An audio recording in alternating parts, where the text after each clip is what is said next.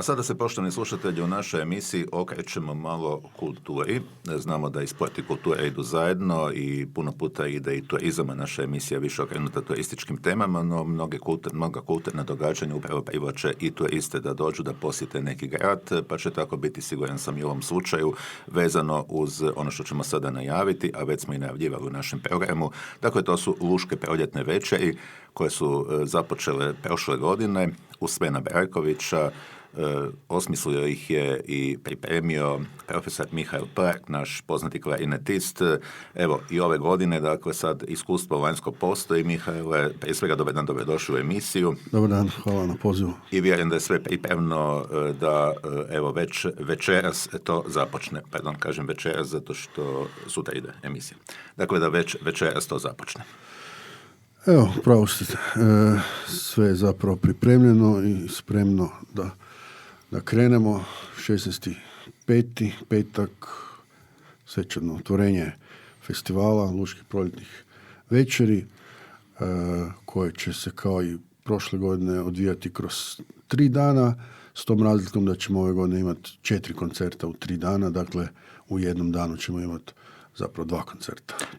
Postoje neke novosti koje ste uveli u odnosu na prošlu godinu, vratit ćemo se njima naravno tijekom razgovora. Evo, za one koji su možda malo manje upoznati, zašto i kako su nastale Luške proljetne večeri?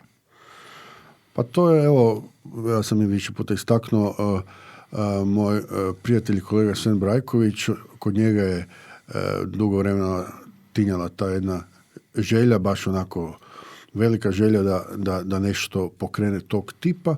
Naravno, ja sam uvijek imao slične ideje, ali sam poprilično bio zakupljen nekim drugim projektima, prvenstveno sa svojim ansamblom Kameratom Kantili, i jednostavno u toj konstelaciji nije kod mene bilo dovoljno resursa da bi nešto tako sam pokrenuo, odnosno aktivno razmišljao o tome. Ali kada mi je on pristupio u jednom razgovoru, kad sam vidio zapravo da on itekako o tome ozbiljno razmišlja, onda smo zapravo vidjeli da je to nešto što je moguće izvesti zajedno, odnosno ako dvojica se udruže snage i sve druge kapacitete i evo tako je to onda i počelo. Jeste zadovoljni vanjskom izvedbom u globalu gledajući? Svakako, bilo je baš pogođeno, evo, moram to ovako neskromno reći. I sa svakog aspekta i ljudi su to na koncu i rekli, primijetili, pohvalili nas, tako da da idete dalje, naravno odlučili ste dalje, evo ga, počeli smo tako nekako da to počinje večeras, pa možda sada da budemo malo konkretni što nas to kada i kako očekuje večeras i gdje se zapravo održavaju Luške proljetne večeri. Svi koncerti naravno održavaju se u Lugu Samoborskom, u župnoj crkvi Svetog Ivana Krstitelja, na čemu još jednom zahvaljujemo veličasnom Josipu Čuligu, koji nam tako srdačno izlazi u susret i ove godine i prošle i prije već za neke druge koncerte, odnosno na onom inicijalnom koncertu. A što nas očekuje? Pa očekuje nas doista puno toga. Samo svečano otvorenje, evo, bit će vrlo posebno, jer nam gostuje jedan fantastičan saksofonist, ja bih rekao među najboljima u svijetu, to je slovenski saksofonist Miha Rogina. Uz njega je tu također jedan fantastičan glazbenik, to je violončelist Sebastian Bertoncelj, također iz Slovenije, a Sven i ja smo dakle njihovi suradnici na tom koncertu i to je ono što je prva večer. Sad evo da ne nabrajam možda sva dijela, ima ih 6 na prvom koncertu u raznim kombinacijama, duo, trio. A onda smo u subotu na malo drugačiji način, jer tada imamo 2 koncerta. To je neka novost sada. A to je novina, tako je, to je o čemu smo pričali. To je koncert mladih glazbenika koji prethodi koncertu, večernjem koncertu, iako je i ovo zapravo večernji koncert, jer on će početi u 6:30, a ovaj odmah ide u 7:30. A evo, pa naravno želimo potaknuti mlade glazbenike i nekako, mi smo svi bili naravno mladi glazbenici i znamo što to znači njima, pa onda je bilo zapravo dosta prirodno da čim malo narastemo, a evo druga godina je pa smo malo narasli. Dobro. I onda smo... A i pomladili se. I pomladili se, da. Dobro. Jesu to vaši učenici možda? Ovako smo mi zamislili i zapravo i realizirali, a to je da to bude koncert dvoje mladih glazbenika koji će dakle dijeliti taj koncert. To je zapravo jedan koncept koji je prisutan kod koncerata mladih glazbenika. I odlučili smo da jedno mjesto bude za učenika naše Samoborske glazbene škole, a drugo da bude za jednog studenta Muzičke akademije u Zagrebu. I to je ovako bilo u jednoj komunikaciji i jednoj odluci i nas i samih tih ustanova, tako da će na tom koncertu svirati naša Samoborka Julijana Levak na violini iz klase profesora Ivana Mužanića, a u drugom dijelu tog koncerta će svirati hornist Vlado Krpan s Muzičke akademije u Zagrebu u klasi, odnosno iz klase profesora Banka Harkaja. Onda je taj koncert možda svojevrsno uvertira u onaj drugi koncert, dakle gdje su iskusni glazbenici i poznati glazbenici uglavnom, čak i možda površnijim poznavateljima komerne glazbe i klasične glazbe prije svega, dakle neka imena su sigurno poznata.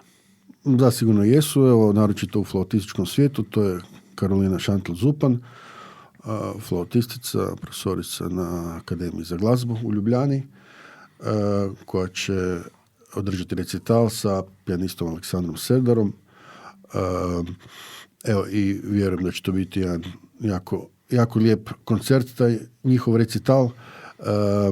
I onda smo, evo, treća večer, gdje se opet sve ja vraćamo, ali sada sa drugim gostima, to je violinistica Eva Mah, naša Samoborka, i Mislav Brajković, violončelist, isto Samoborac. I zapravo, malo sad kad sam razmišljao, taj zadnji koncert bi se mogao čak zvati koncert bivših učenika glazbene škole Fede Livovića, jer svi smo prošli kroz našu školu. Svo četvero. Zašto ne? I to je nekako logično kad imamo ovdje glazbenu školu, i to ne samo osnovnu, nego i srednju glazbenu školu koja je odskočna daska kasnije za glazbenu akademiju. Absolutno. I ostala sva usavršavanja koja postoje diljem svijeta i tako. Eto. Zapravo, promovirati onda na neki način i školu, odnosno to je možda i ovi koncerti su poticaj nekim novim naraštajima da se odluče baviti glazbom, pogotovo ako imaju afinitete za to. Uvijek tako je. Mislim, klasična glazba i koncerti su uvijek jedna svečanost i oni su, evo, baš imaju nešto uz naravno dužno poštovanje svim drugim žanrovima i vrstama glazbe, ali kada dođete na jedan koncert klasične glazbe, uvijek je to jedna svečanost posebna. Evo, ja imam takav... Ne samo zvuka, nego i atmosfere, bih rekao. Tako je, da. To je jedan onako gotovo ritual, mogli bismo reći. Možemo sad tu malo i na široko, netko bi mogao reći malo je on već i uštogljen, i ne mijenja se, imaju u tome naravno istine, ali dijelom se i mijenja. Ali u jednom dijelu se ne treba mijenjati, jer ono što su rekli i Schumann i Mozart i svi ti veliki skladatelji, ne treba puno dodataka za sva ta djela i sve te genijalne skladatelje. Onda još jedan dodatak za ovaj naš razgovor. Na samome kraju poziv publici, evo ga, poruka publici, kada doći, gdje doći, to smo rekli, dakle, Župna crkva Svetog Ivana Krstitelja u Lugu. Evo, sve vas pozivamo, 3 večeri, ulaz je slobodan, dođite, evo, da nas čujete i da se podružimo, popričamo kasnije i evo, prošle godine baš i taj dio bio izvrstan, to je jedno neformalno druženje. Evo, bit će nam jako drago i odaziv je prošle godine bio jako velik, a ove godine čini mi se bit će još veći, još smo i veću i reklamu napravili, dali smo si u tom smislu truda. Evo, a dozvolite još samo da evo zahvalim našem pokrovitelju, to je grad Samobor, čije evo pokroviteljstvo imamo ove godine. Nažalost, izostala je podrška Ministarstva kulture ove godine, ali evo, usprkos svemu, evo, mi smo se nekako konsolidirali i uspjeli restrukturirati taj program da se prilagodimo i napravimo ga u postojećoj toj jednoj konstelaciji koju imamo.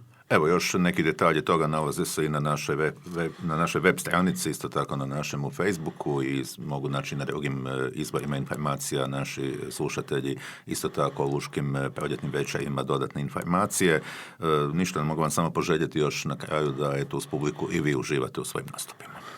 Hvala vam, evo, svakako ćemo uživati, to će doći onako prirodno i bit će fantastično, vjerujem.